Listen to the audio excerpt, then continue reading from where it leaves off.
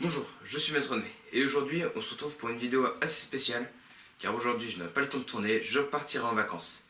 Donc je vais faire une vidéo comme je fais pour Hulk avec l'explication de comment s'est tourné le film et, et donc de ma critique. Donc on part pour le début de la vidéo, passe à la partie de Maître Ney. Le Captain America est un symbole de la propagande américaine. Et faire un film sur lui à notre époque ce serait un petit peu con. Ils ont fait comme ça pour tous les autres films, ils ont modernisé les héros. Donc faire un film sur un héros de la propagande de la Seconde Guerre mondiale est assez ridicule. Il est coincé à cette époque. Le réalisateur du film sera Dwayne Johnson, car il avait réalisé quelque temps avant un film du Major. Et c'est pour ça qu'ils l'ont pris. Chris Evans jouera le Captain, après avoir refusé 3 fois. C'est normal, car après avoir travaillé sur ce genre de film, on veut travailler sur un autre film de super-héros, tu dis non direct, mais pas regretter. Bucky sera joué par Sebastian Stan. Et pour contrer le problème de la Seconde Guerre mondiale, eh bien il fera un film d'époque sur la Seconde Guerre mondiale.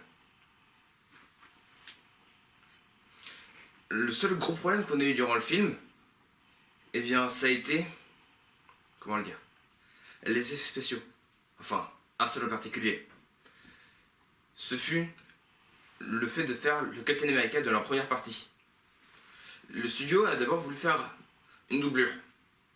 Mais Chris Evans, voulant jouer durant tout le long du film, ne s'est pas laissé faire.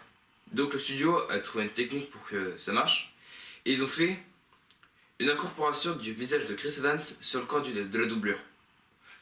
Quand ils s'y sont pris, et ben, ils ont fait une première scène avec la doublure, une seconde scène avec Chris Evans, et durant le montage, ils ont fusionné les deux. Donnant un effet spécial qui est assez bluffant, je le cache pas. Et le film est bon, mais vraiment très très bon. Maintenant que vous connaissez la post-production du film, on va passer à mon avis. Et bien le film est vraiment bien, on se retrouve avec un film d'époque, des effets spéciaux qui a coupé le souffle. Les acteurs sont vraiment bons et Chris Evans s'y donne à cœur joie. Et ça se ressent. Et à part ça, que dire, le film est génial.